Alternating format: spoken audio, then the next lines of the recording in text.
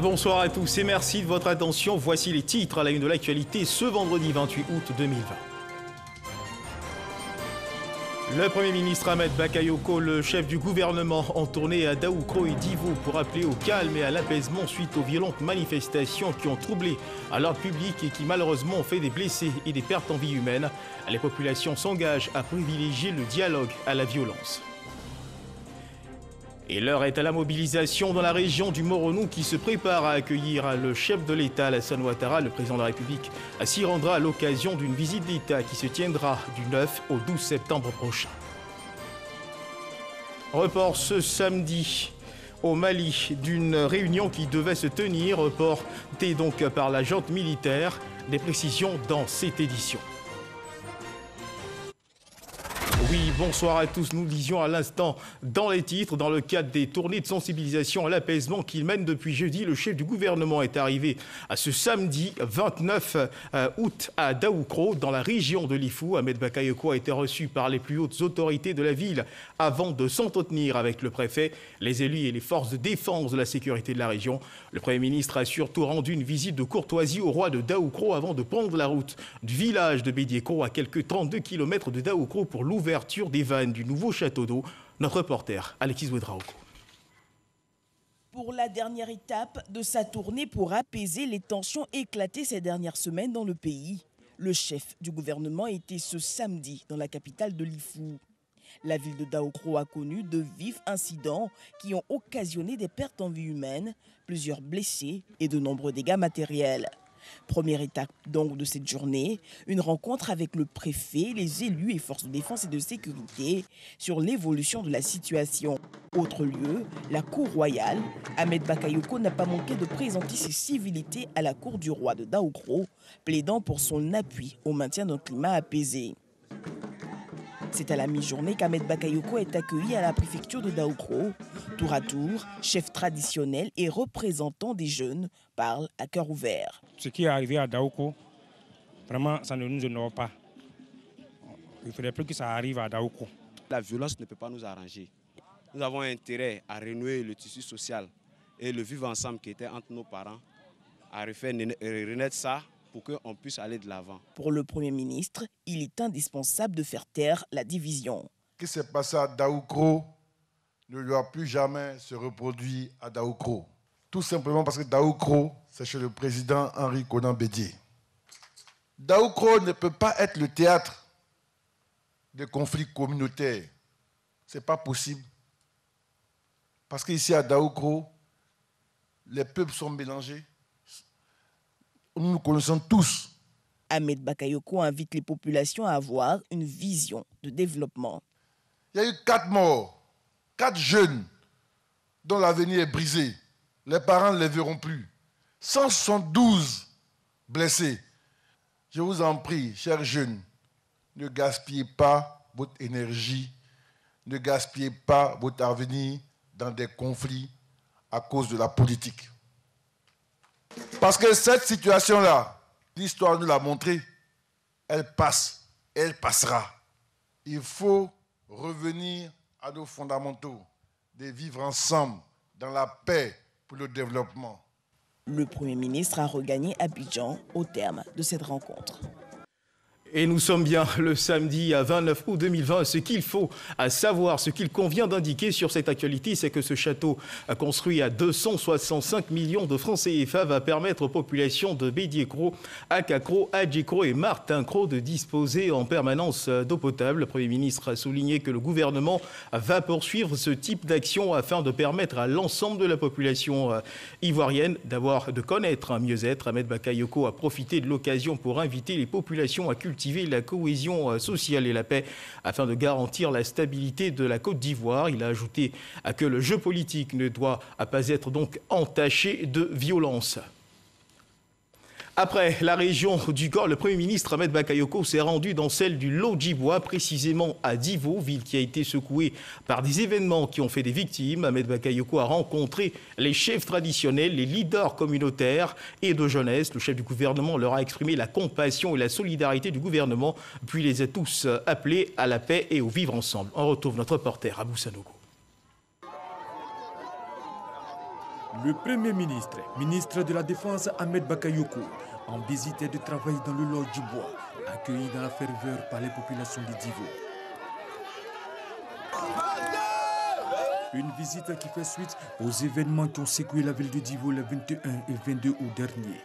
D'où une rencontre avec les élus, cadres, chefs d'IDA, chefs de communauté, guides religieux, victimes et responsables de jeunes pour appeler à la paix, à la retenue et au calme.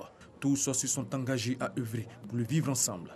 Je voudrais saisir cette tribune pour rassurer nos autres Malinké, allogènes et notre sincère volonté de vivre en harmonie. Nous, jeunes d'IDA, voudrons donc nous engager ce jour à éviter la violence dans la région, surtout à cette période électorale.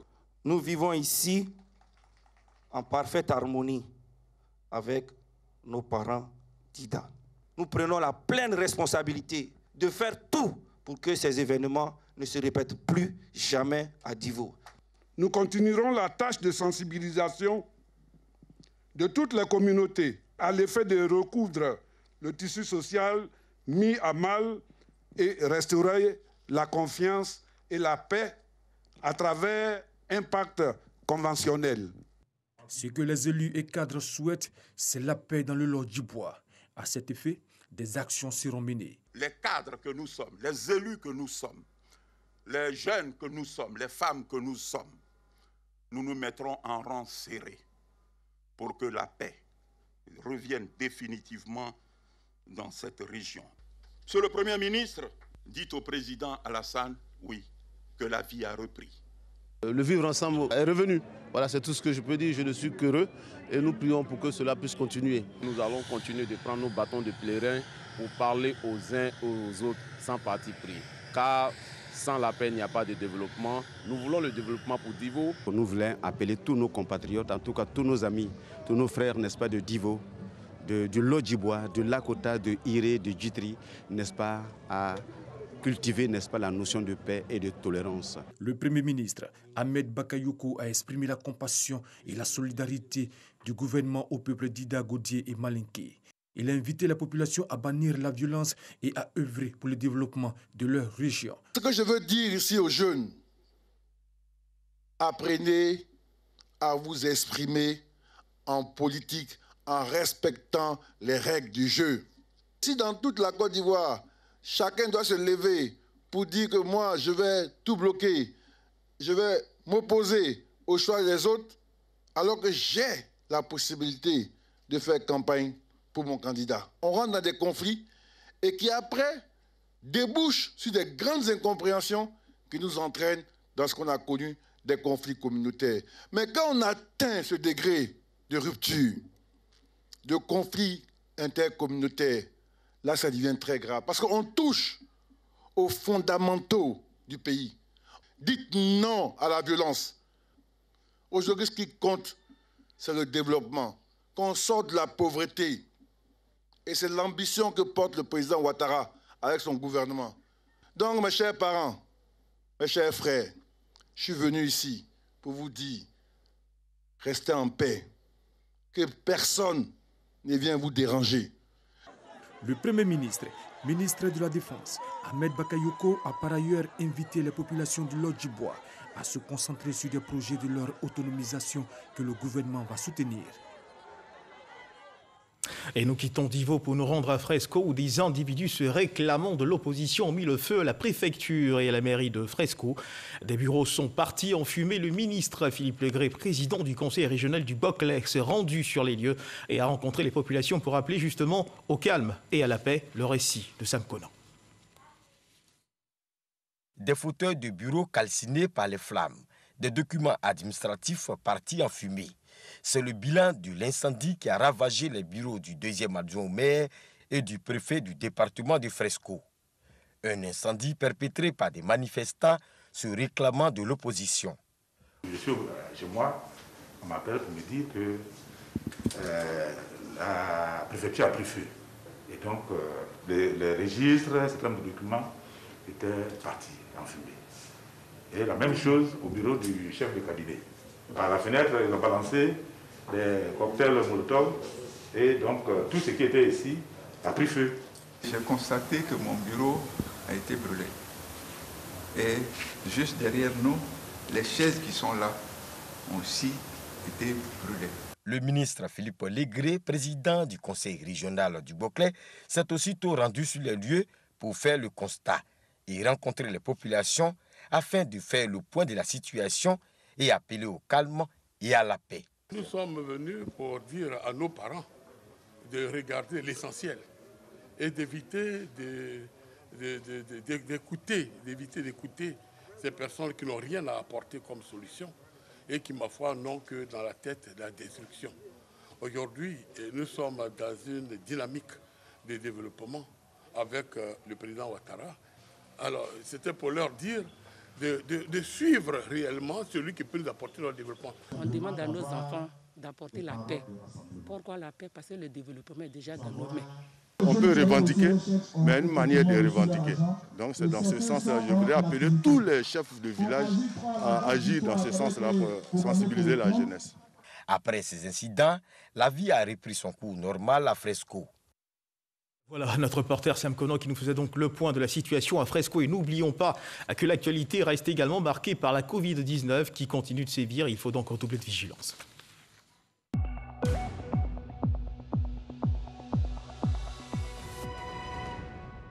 La Côte d'Ivoire toujours engagée dans la lutte contre la Covid-19 et je vous donne à présent le point de la situation de l'évolution de la maladie à ce jour en Côte d'Ivoire. Le coronavirus pour ce samedi, on dénombre 96 cas confirmés sur 887 échantillons prélevés, 125 nouvelles guérisons, 0 décès. La Côte d'Ivoire comptait à ce jour 1338 cas actifs.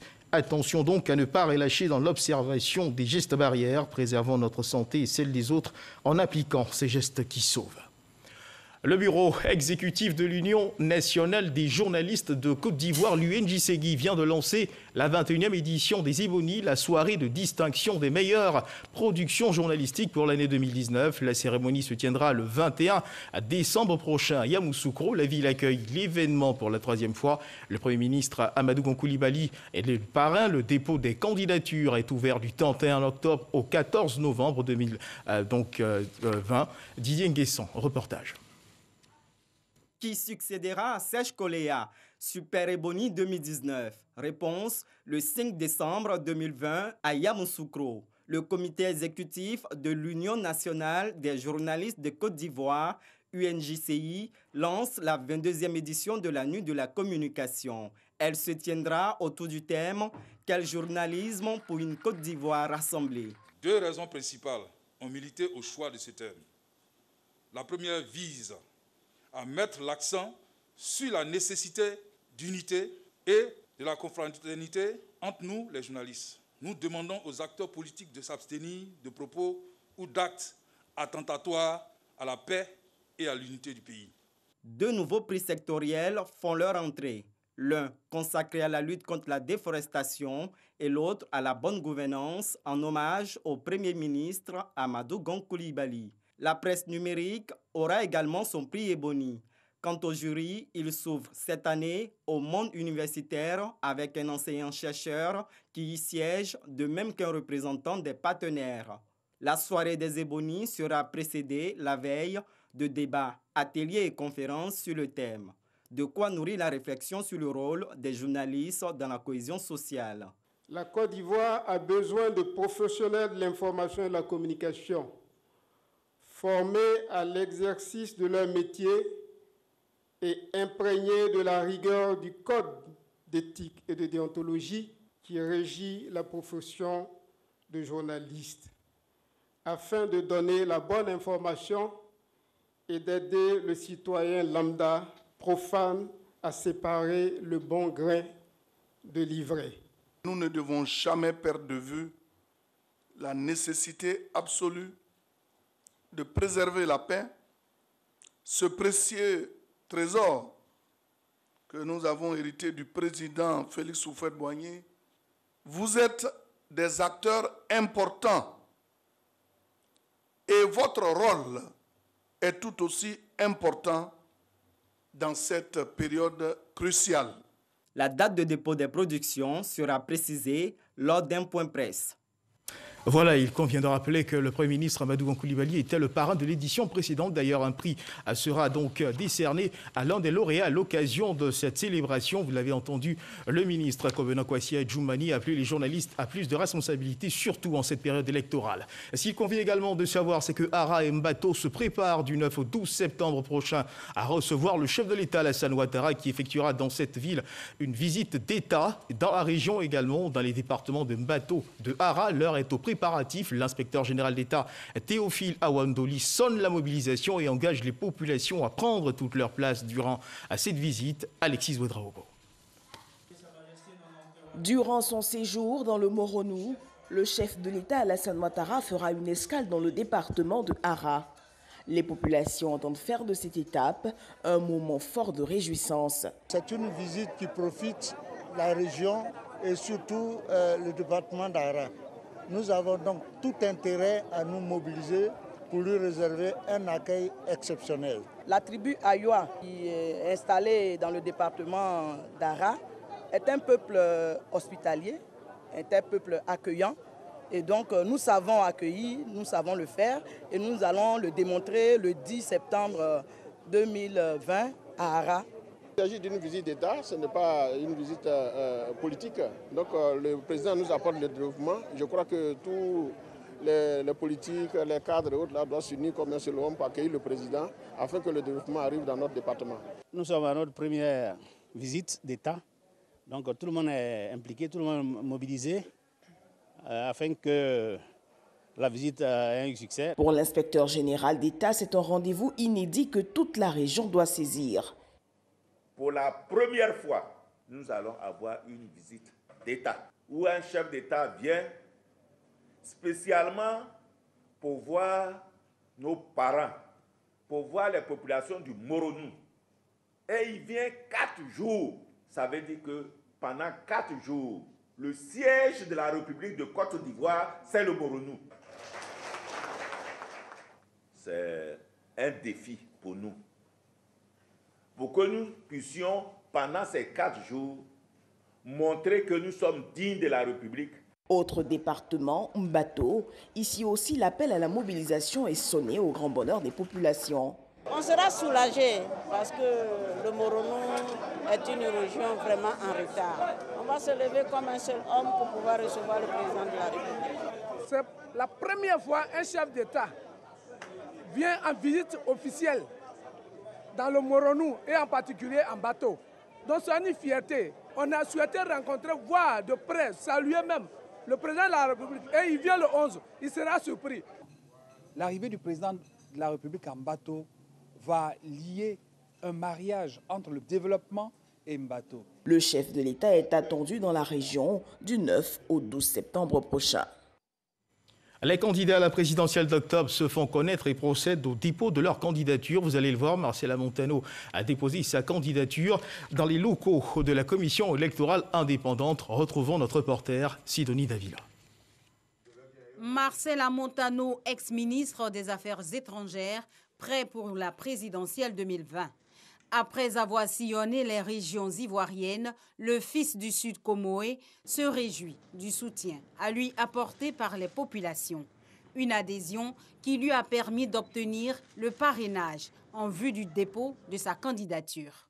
Je voudrais dire un très grand merci à tous les électeurs qui ont accepté de me parrainer. C'est pour moi un motif d'encouragement. Et je les en remercie parce que c'est grâce à eux que je suis ici aujourd'hui. Je voudrais leur dire que nous avions choisi, pour des raisons de stratégie et du poids électoral des régions, de déposer un dossier avec 22 régions sur les 17 requises par la CEI. Dans toutes ces régions, nous avons largement dépassé les 1%. Dépassant parfois même 2% dans certaines régions. Donc je m'en félicite. Et je voudrais dire que nous souhaitons que ces élections soient apaisées, inclusives, justes et transparentes, grâce au dialogue, j'espère, qui va s'instaurer entre maintenant et l'élection, pour que les Ivoiriens continuent à bénéficier de ce climat de paix qui règne dans notre pays. Les membres de l'équipe de campagne de Marcela Montano qui l'accompagnent sont confiants. Nous avons décidé de soutenir le ministre Marcela Montano parce que nous avons trouvé en lui quelqu'un de charismatique, quelqu'un qui incarne les valeurs que nous voulons que la Côte d'Ivoire ait. C'est l'homme idéal pour nous les femmes qui aspirons à beaucoup de choses. Donc on l'a choisi par conviction. Nous allons nous atteler à aller sur le terrain maintenant, à convaincre. L'ex-ministre des Affaires étrangères veut compétir sous la bannière indépendante pour cette élection présidentielle. Et on reste dans les locaux de la commission électorale indépendante où un autre candidat est allé également procéder au dépôt de sa candidature pour la présidentielle d'octobre. Son nom, Célestin Gueux. On retrouve notre reporter Sidonie Davila. Au nombre des personnes qui ont décidé de compétir pour la présidentielle de 2020, Célestin Gueux. Même s'il a réussi à déposer son dossier de candidature ce vendredi à la CEI, il reconnaît que la décision d'être en lice a été prise sur un coup de tête. La raison. Nous n'avions pas l'intention de nous présenter. Mais compte tenu de la situation actuelle, il fallait que nous soyons là pour faire passer ce message. C'est retrouver la paix. Je suis arrivé de Daloa avec des documents dont certains ne répondent pas aux normes qui sont exigées. On peut les avoir. Je vous informe que je suis enseignant et qu'il me suffit d'un petit coup de téléphone quelque part dans une région pour que mes collègues se mettent à la tâche. Tout ce qu'on me demande, je peux fournir. Célestin Gueux est professeur de lycée. Il enseigne la physique-chimie à Daloa. Le dépôt de candidature débuté le 16 juillet dernier à la CEI prend fin le 31 août prochain. Awas Talon est également candidat à la présidentielle d'octobre. Le dépôt de son dossier de candidature a eu lieu ce samedi. Un dossier réceptionné par la commission électorale indépendante. On retrouve Sidonie Davila. Loin de son pays en ce moment, Awas Talon s'est fait représenter par Ahmed Oulaï Derbi pour le dépôt de son dossier de candidature. Une démarche qui répond au besoin de rassembler tous les Ivoiriens. Awas Talon connaît très bien les aspirations de son peuple. Jeune patriote, il a sillonné la Côte d'Ivoire et il a la Côte d'Ivoire dans son sang. C'est pour ça qu'il se donne, pour que le 31 octobre, il puisse donner un nouveau visage à la Côte d'Ivoire. Pour cette élection présidentielle, le jeune patriote Awas Talon, qui est en tournée à l'extérieur, selon son représentant, aspire à des élections apaisées. Et nous refermons la boucle du dépôt des dossiers de candidature à la commission électorale indépendante dans ce journal avec cet économiste de formation agent de mairie, Gourou Zielou Claude François du Parti des Verts, le PSI, Parti écologique de Côte d'Ivoire, qui était au rendez-vous de ce samedi pour le dépôt de sa candidature à la CEI. On retrouve Sidonie Davila. Le Parti écologique de Côte d'Ivoire, PSI, lutte non seulement pour une économie verte, mais aussi pour être sur la liste officielle des candidats à la présidentielle de 2020. Bordereau de réception en main, une preuve de la réception du dossier de candidature de François-Claude Gourou, le choix du PSI. Merci donc à toutes ces personnes qui nous ont fait confiance à travers le parrainage dans les différentes régions de Côte d'Ivoire, qui ont compris le sens fondamental aujourd'hui d'un changement concernant la politique environnementale en Côte d'Ivoire. Mais au-delà des salutations, nous disons que nous sommes la candidature du vrai changement en Côte d'Ivoire. Nous sommes la candidature qui véritablement veut mettre au cœur de la gestion gouvernementale ici en Côte d'Ivoire la question environnementale. Nous sommes cette candidature qui veut promouvoir les énergies renouvelables en Côte d'Ivoire. Nous sommes cette candidature qui veut mettre en avant cette réforme qui tient compte de la place de l'homme au centre des différentes décisions qui sont prises. L'attestation des régulations fiscales, des fiches de parrainage en cours, des documents essentiels qui manquent au dossier du Parti des Verts. L'économiste Claude Gourou est certain de les fournir jusqu'au 31 août prochain, date de clôture des dépôts de dossiers de candidature. Et on reste dans les champs de la politique avec ce nouveau parti politique qui vient de se signaler dans la course à la magistrature suprême du pays lors de la présidentielle d'octobre prochain. Le mouvement pour la Côte d'Ivoire et les Ivoiriens a été présenté à ce jeudi 27 août 2020 au plateau. Il vise la valorisation de la culture africaine dans son entièreté. Ces leaders ont annoncé qu'ils auront un candidat à la prochaine élection présidentielle prévue pour se tenir donc le 31 août 2020. Il sera désigné ce dimanche 30 août 2020 au Palais de la Culture de Treichville. On retrouve Issa Chonayeo.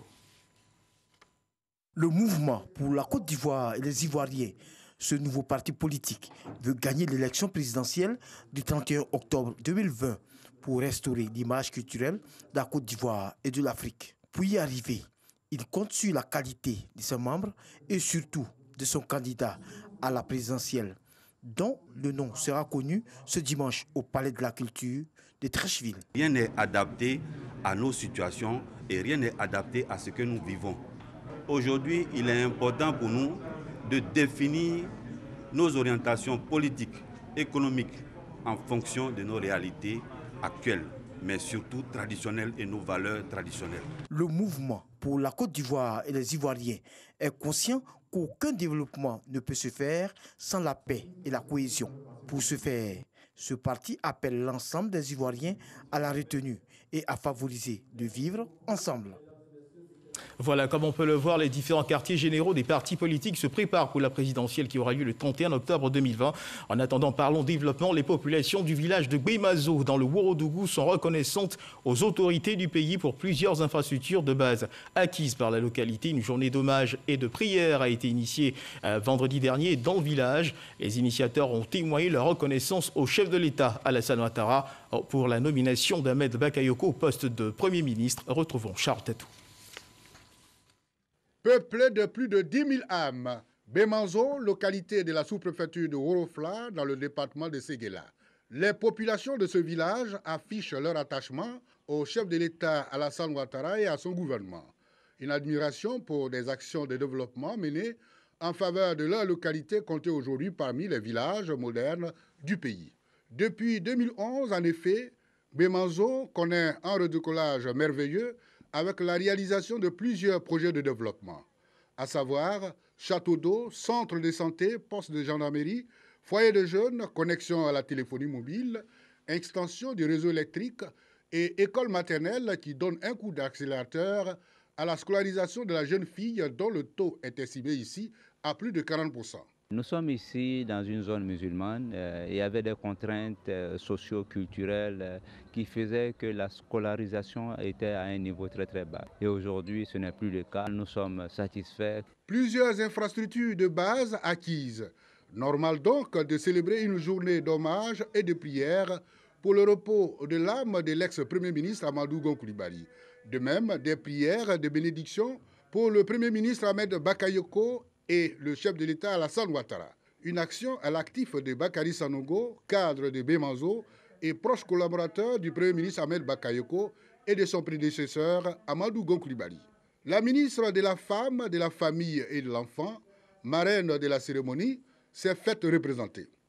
L'initiateur de la cérémonie et la représentante de la ministre ont prôné l'unité et la cohésion sociale, gage de paix et de développement. Nous avons assisté à des bénédictions à l'endroit du président de la République, à l'endroit de le Premier ministre, afin qu'il puisse mener à bien cette noble mission de développement. Mais cela ne peut être possible que si nous sommes unis autour de lui.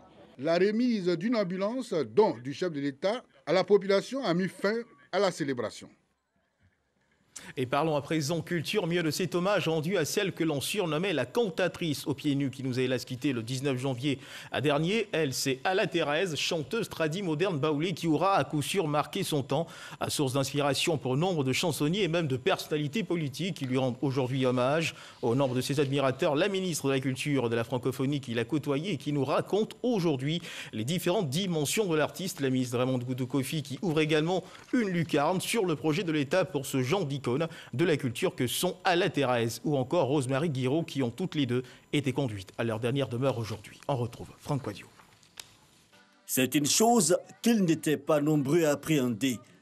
L'engagement de la chanteuse tradimoderne à la Thérèse ne date pas d'aujourd'hui. Elle avait des thèmes extrêmement importants, des thèmes de rassemblement, mais elle a également inspiré beaucoup de jeunes chanteurs traditionnels. Un autre aspect de la vie de la regrettée à la Thérèse relevé par la ministre de la Culture et de la Francophonie.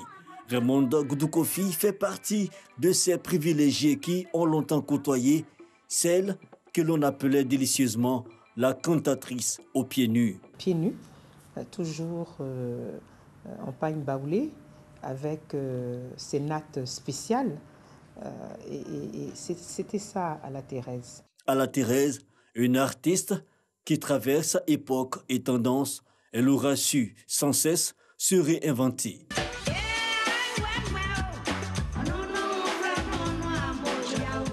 La nation aura su se mobiliser jusqu'au dernier moment pour elle. Elle a été distinguée dans le mérite national. Elle a reçu, elle a eu droit à une maison qui se trouve donc au centre-ville de Toumoudi. Même à Toumoudi, nous avons le foyer. Le foyer de Toumoudi porte le nom de foyer à la Thérèse. Et puis, le 6 décembre 2019, le président de la République lui a offert un véhicule. C'était d'ailleurs une des dernières apparitions de la Thérèse. À la Thérèse et son timbre de voix particulier, l'artiste sera resté dans le cœur et les mémoires. Le défi désormais, selon la tutelle, sera de perpétuer son œuvre pour faire de la Thérèse définitivement une immortelle. Dans l'actualité internationale au Mali, la junte militaire avait prévu la tenue d'une réunion ce samedi 29 août au lendemain de la visio-conférence des chefs d'État de la CEDEAO. Moins d'une heure avant le début de cette réunion, elle a été annulée par la junte. Pour le moment, le CNSP a simplement invoqué des raisons d'ordre organisationnel. Il s'agirait de mieux préparer cette rencontre afin de la rendre plus inclusive. Et c'est sur cette information que se referme cette édition. Merci de nous avoir suivis.